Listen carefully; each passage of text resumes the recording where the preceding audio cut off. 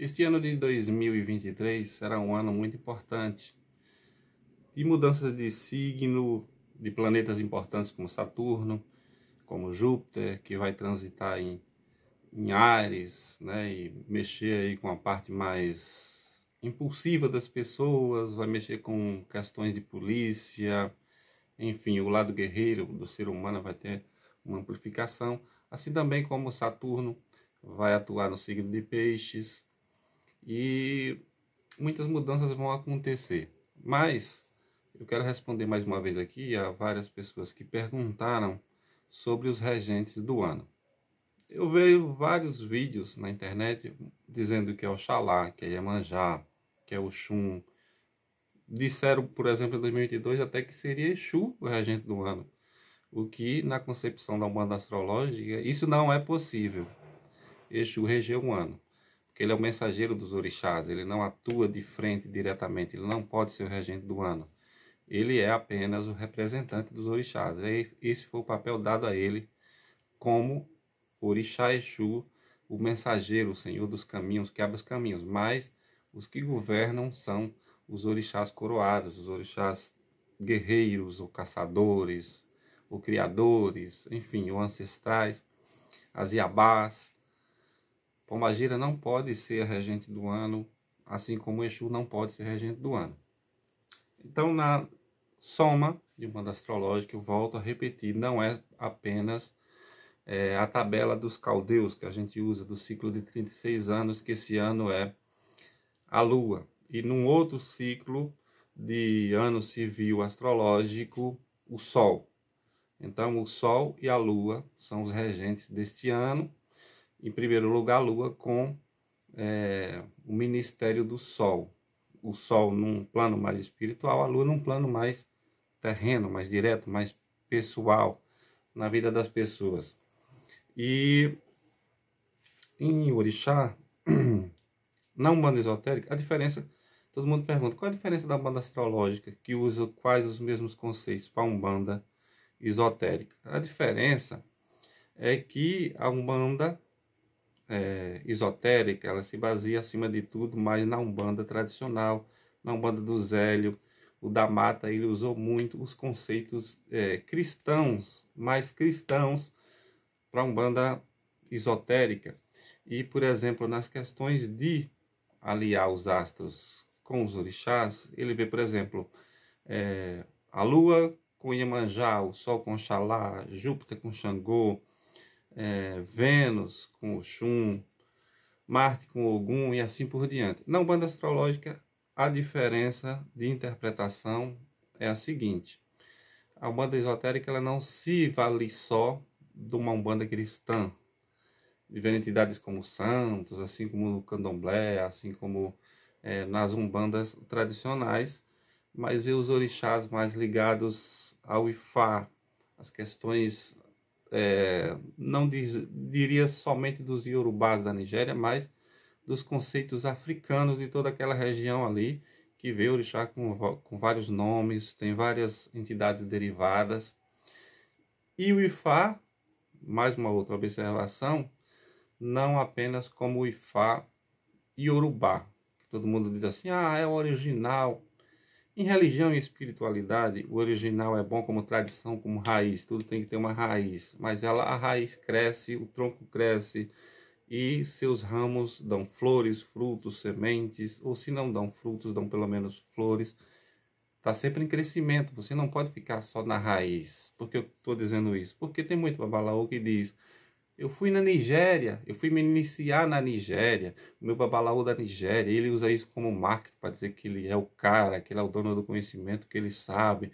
Aí as pessoas perguntam a eles nos chats, e eles fazem caras e bocas para dizer, lá na Nigéria, eu fui me iniciar na Nigéria, o meu babalaô da Nigéria.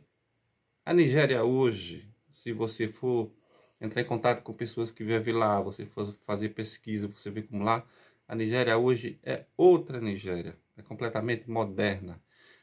A cidade de Lagos hoje, como São Paulo, é como Madrid, é como qualquer outra grande capital do mundo, ela é moderna. Muitas pessoas não querem nem ouvir falar em orixá, não querem ouvir falar em babalaô.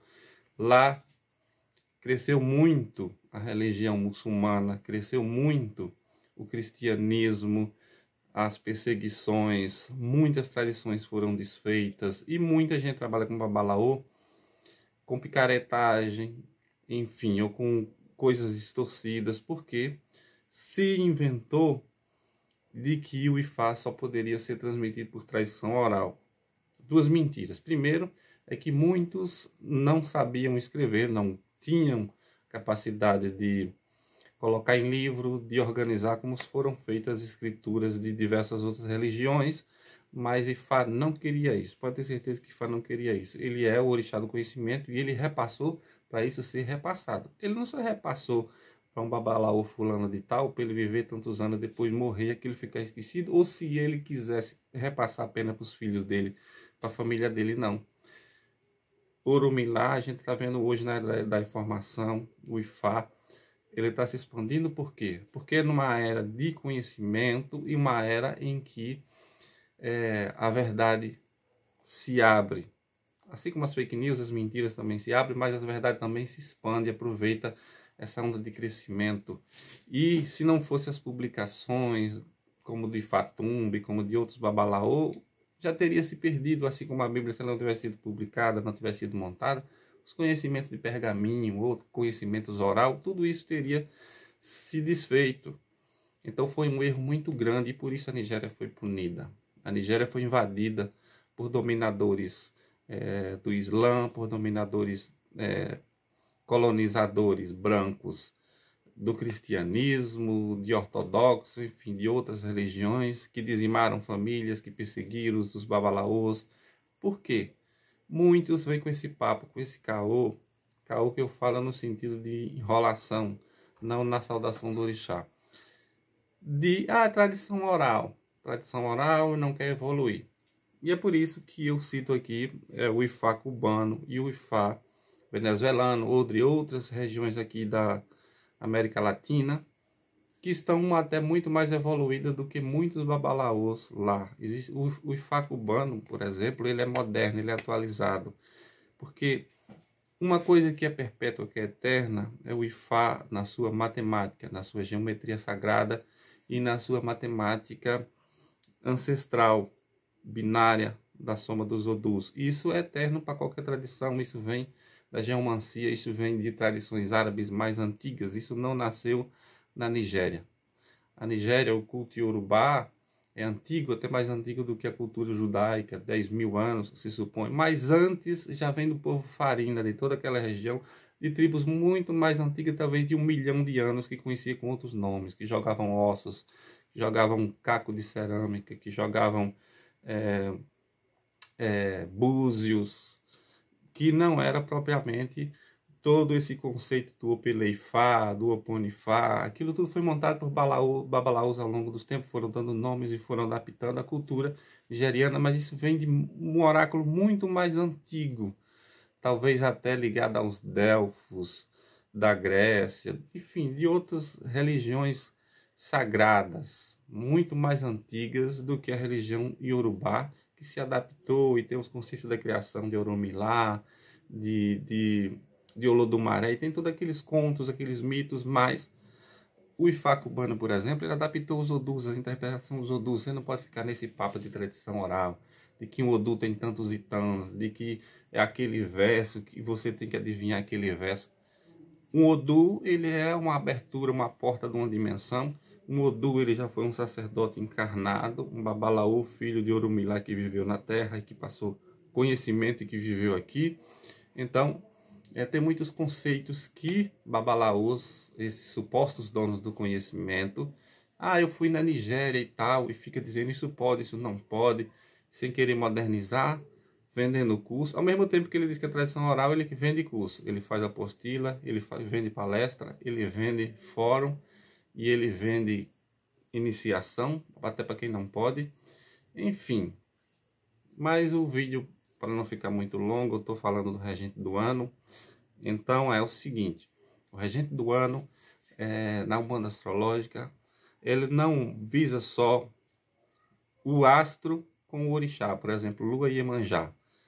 Se calcula o mapa, né, se calcula o mapa de equinócios e se para astrologia moderna, sempre da começo do ano astrológico para março, da entrada do carneiro. Na banda astrológica, não. É na entrada do Sol em Capricórnio, que é o signo político, é o signo elevado da cabra.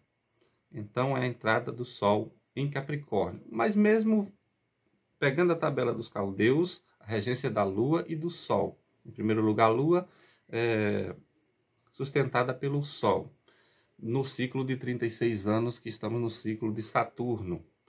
Então, seria instantaneamente ou automaticamente a regência de Iemanjá? Não.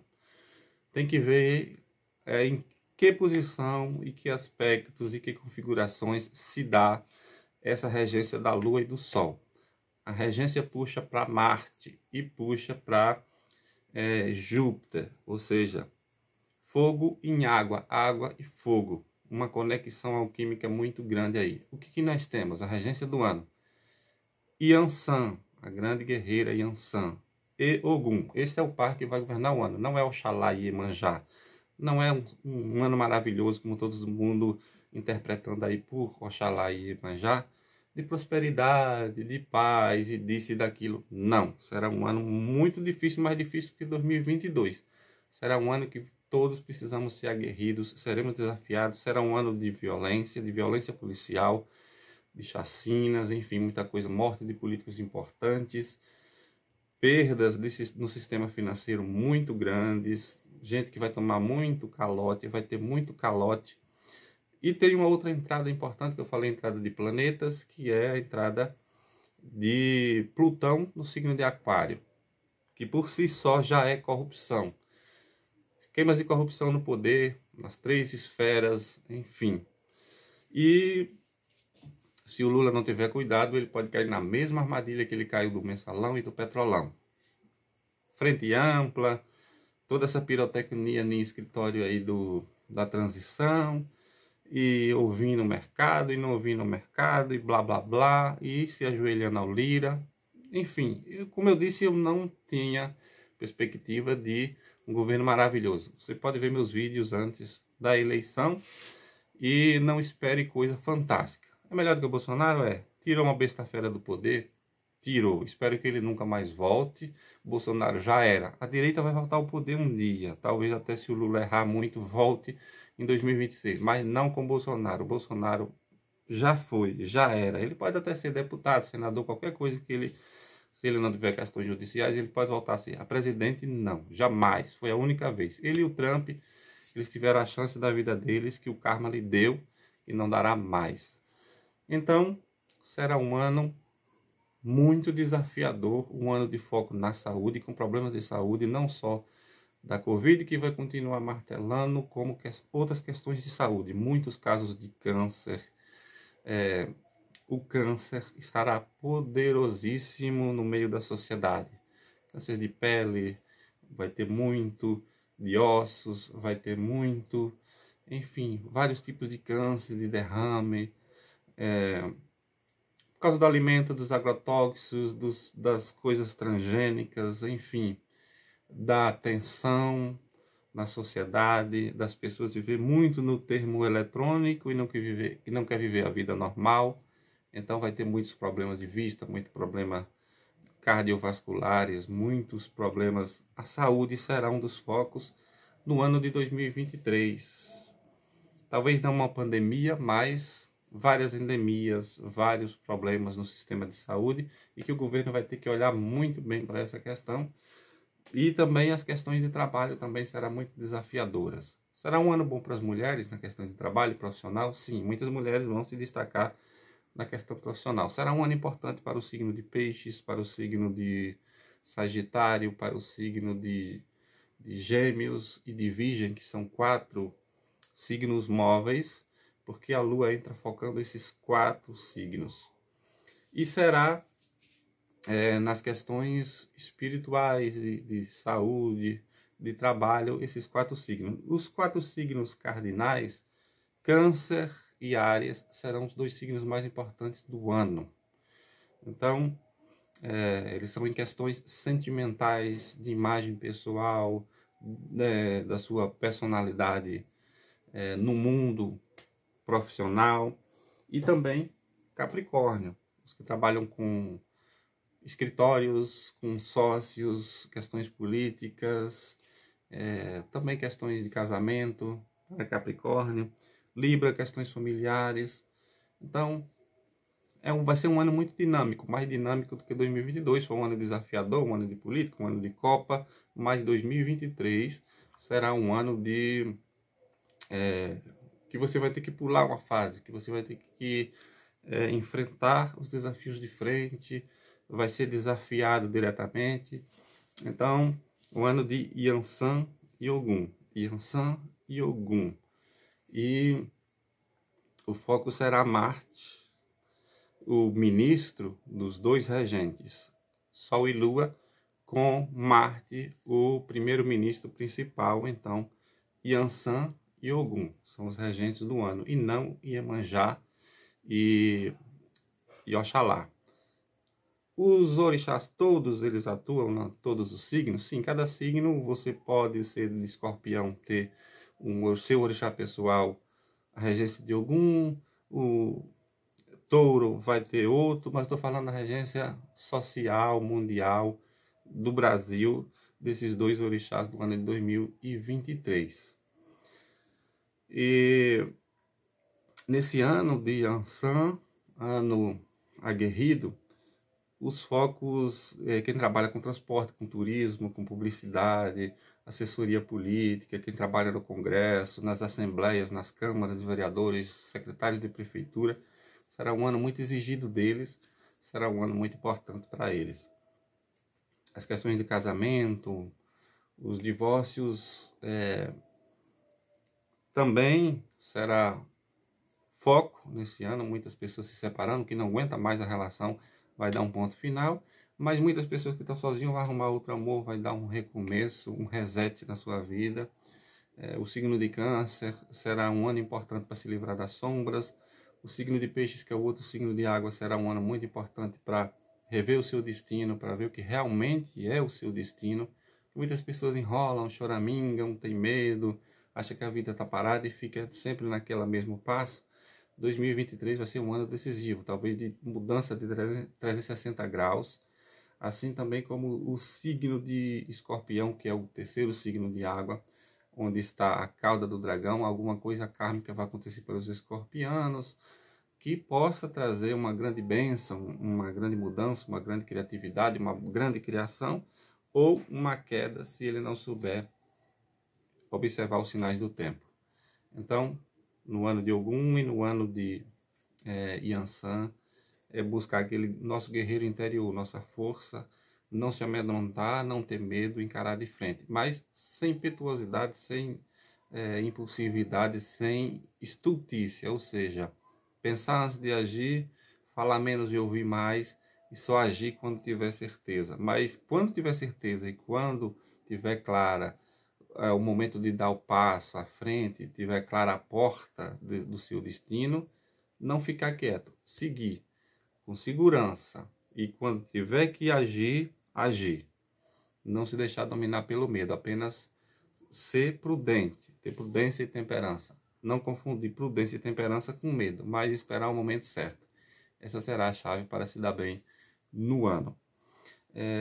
Em questões espirituais, esses meses, ou esse ano, esses últimos anos, as questões evangélicas que dominaram o noticiário, teve na política aí pastores em avião de presidente, de político, fazendo politicagem, todo esse debate, tudo lorota.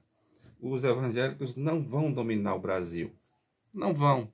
Evangélico de verdade não chega a 10%. Esses números de 30%, 40% que aparecem, as pessoas que se declaram evangélicos, se declaram, não são.